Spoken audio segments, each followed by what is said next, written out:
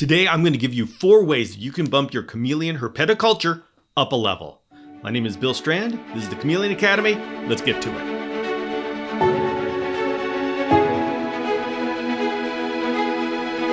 All right, here's the scenario. You've got your first chameleon, you've got everything set up the way the care guides or the breeder tell you to do it, and your chameleon is doing great.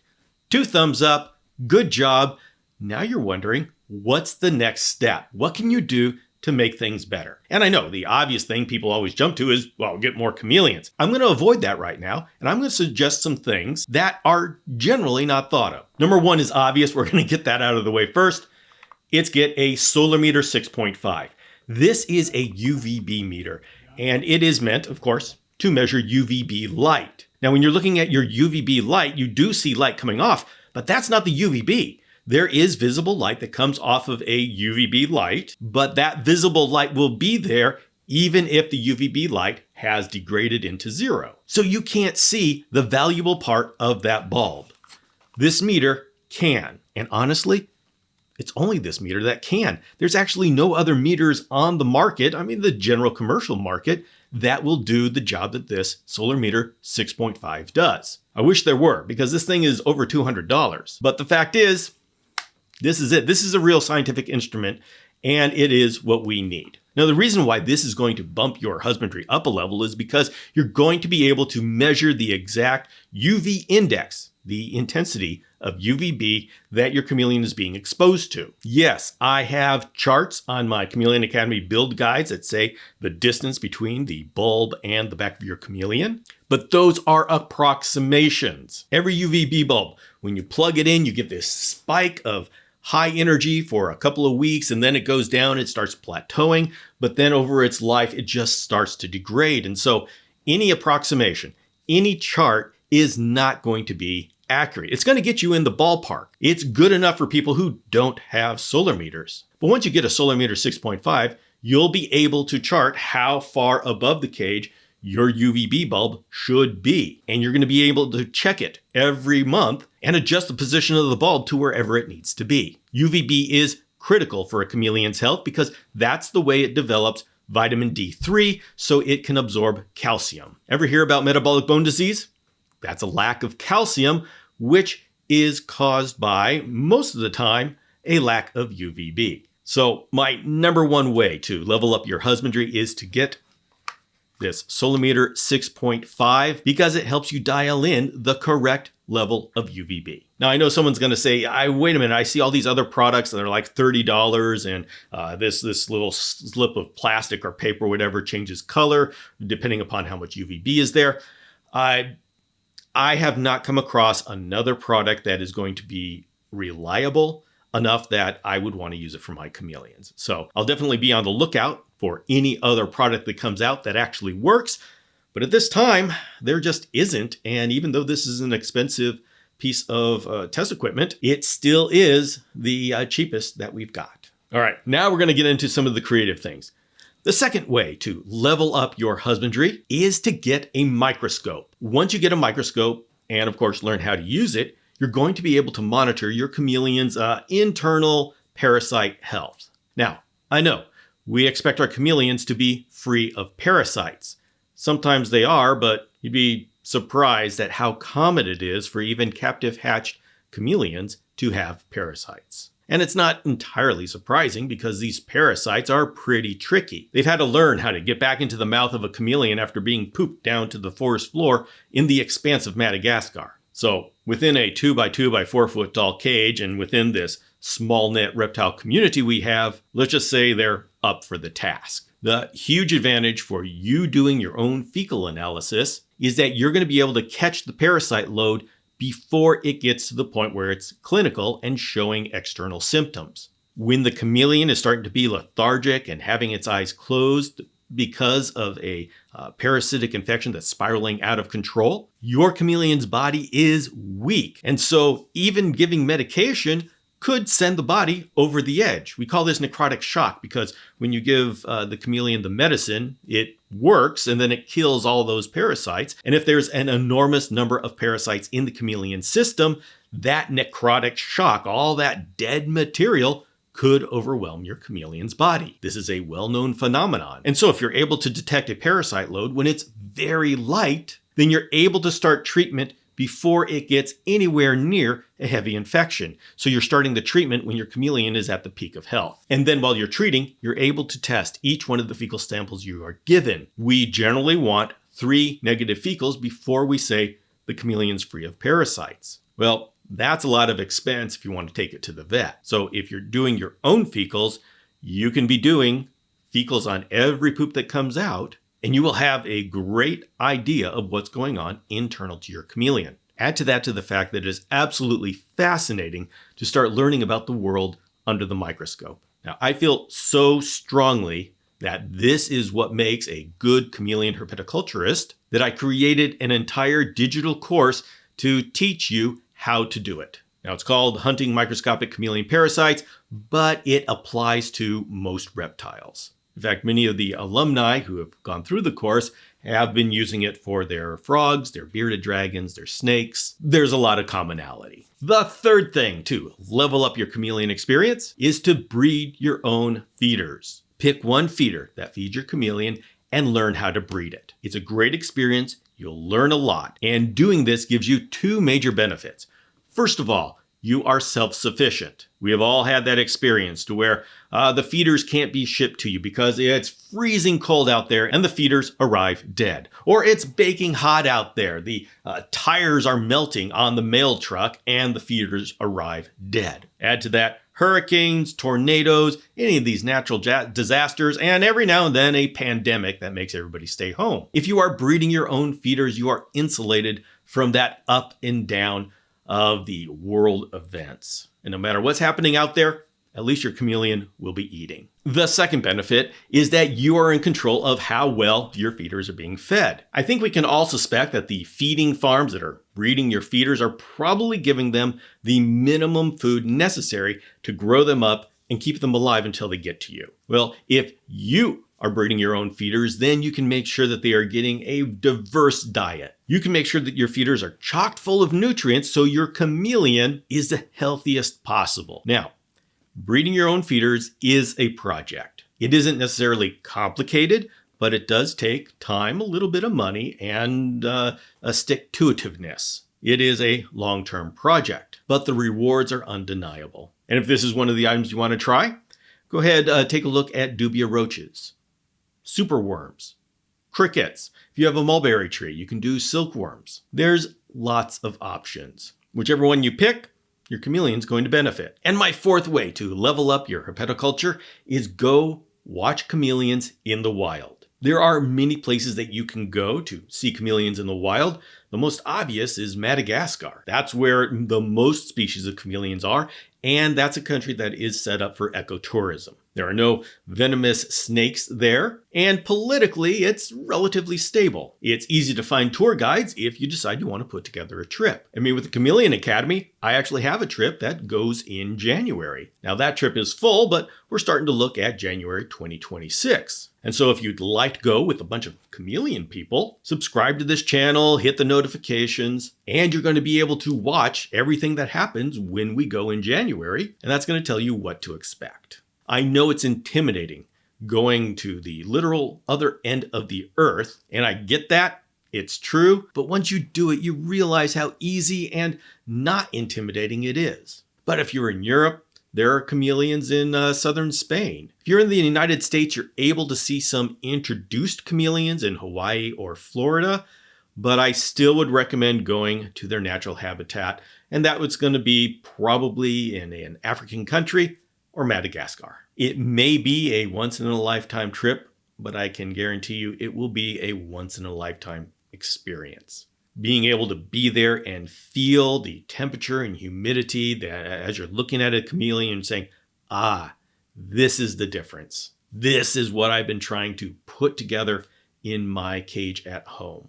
It produces an insight that you're able to get that you can't get by poring over the data and the numbers on the internet. And so I absolutely recommend you try to get to Madagascar some point in your chameleon keeping life. Now, some of you may notice that I have conspicuously left off breeding as a next level activity. It definitely is an experience and it's going to give you a lot of insight. But here's the problem.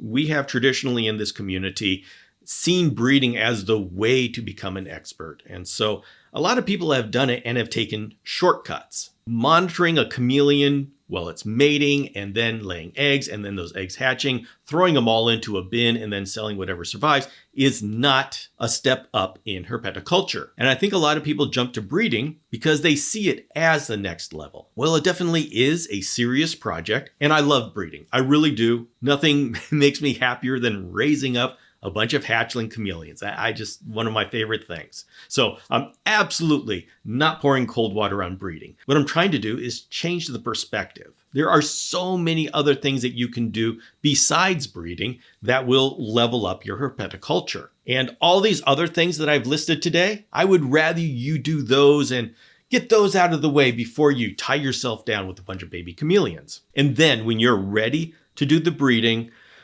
do it right. And that's going to take a lot of infrastructure. Chameleons have to be kept separately, even as babies. And if you do it the group raising way, all you're learning is how to do a shortcut. You're not learning how to properly do it. So just make sure when you are ready to do it, you do it right. The things I listed, get a solar meter, get a microscope, raise your own feeders, and take a trip to Madagascar. Those are the things I would say are the next level, the second tier. Breeding, I say we save that for the third tier. All right, folks, those are my 4 choices. We're taking it to the next level. If you want to get a solar meter, I've got a link down in the comments to where you can get a solar meter. If you want to get a microscope, I've got a link down in the comments as to where you can get a microscope and where you can learn how to use that microscope. I literally made a course and I put it on a professional course community platform. So I'm serious about getting the community to the point where we're very savvy about parasites. If you're interested in raising a feeder, I've got a link down below as to where you can get some feeders. And finally, if you think that there's a Madagascar trip in your future, not right now, but maybe in the future, then the best thing to do is sign up for the Chameleon Academy newsletter. It's a weekly newsletter that comes to your inbox, and it's the most reliable way to keep track of what's going on. And it's by that you'll learn about the upcoming Madagascar trips. Social media, unfortunately, you can subscribe and follow all you want, but as you know, content is only pushed out to a small percentage of the people who are subscribed or follow. So that newsletter is the most reliable way to keep on top of what's going on. And that link is going to be down below as well. All right, now we get to what's probably my favorite part of the episode, and that's where I get to share some of the feedback I've gotten from the community. And the way this works is in my weekly newsletter, I present my 4 points, and then I ask for feedback for the community, and you tell me your experience. And then when I make the video and the podcast, I can share your experience. And so this is the feedback that I've gotten about how people in the community have leveled up their experience. Mikey Ben shared,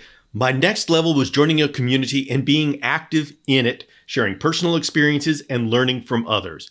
Gained some tips and tricks we learned from each other that you won't find in a care sheet." And yes, I love that answer. You talked about a community. It is through community that you're going to be able to find people that are going through the same things you are, have the same questions you have, and people who have already been through what you're going through and have answers to the questions that you have. And when you find a community that you enjoy and that's supportive, it can absolutely help you through any issues that you run into and show you new things that maybe you didn't even think to ask about. So yes, Mikey Ben, thank you very much. Absolutely. Find a community. They will help you level up. My next response came from Susan Malloy. She writes, "I love the previous advice you gave to consider increasing the size of your current chameleon's environment. Get involved in your local reptile rescue, if one's nearby. Mine often has chameleons up for adoption. Propagate your plants and offer to others in the reptile community or give to the reptile rescue. Start a local chameleon or reptile Facebook group or meet monthly to discuss and share what you have learned." And so Susan's talking about community as well, but she's focusing in on the local community to where you can actually be part of a local reptile rescue. Yes, reptile rescues do get chameleons in, but the thing is, often they don't have someone who's experienced with chameleons. They get a lot of iguanas and ball pythons and red-eared sliders, but chameleons maybe not so much. And so your skills in taking care of chameleon could be of use to a local reptile rescue. Of course, propagating plants is something that all of us chameleon people need, and so that's one way to be a part of a community and give into the community. And her idea to donate to the reptile rescue is a great one. See if there's things that the reptile rescue needs that they're not getting. I know reptile rescues always can use paper towels, but beyond that, ask them, what do they need? What can you help with? And then we become a digital community, which is wonderful, but it is nice to have that face-to-face interaction. And so starting a local chapter would be an excellent idea. Now, one thing she brought up at the beginning is loving the previous advice gave to consider increasing the size of your current chameleon's environment. And yes, that's a very useful way to do a quick upgrade for your chameleon's husbandry. Just give them double the space, and that can do amazing things for your chameleon. Donna Garreau suggested that we refine our monitoring, and the examples she gave were to, number one, get a light meter, and the reason behind that is you can measure the food that your plant is getting. What? Food? What are you talking about? Yeah, the light is food for your plants. And so you can go to many plant websites and find out what kind of light levels your plant would need. And then you just use a light meter. They're pretty inexpensive, and find out how much light that plant is getting. If it's not getting enough light, your plant is going to become stringy. Of course, if you're just getting too much light, the leaves will get smaller and they may even crisp up. But the point that Donna makes is that the plants are living as well. And the pests come in and can attack the plants when the plant's immune system is degraded. Doesn't that sound familiar? Isn't that what we say about chameleons all the time? Is if the husbandry isn't right, if the temperature isn't right, the humidity isn't right, their immune system will be compromised and they will get sick. Donna's bringing up the point that that's exactly what happens with plants. And if the plant's not getting enough water, too much water, not enough light, too much light, the plant's immune system is going to be compromised and the plant is going to get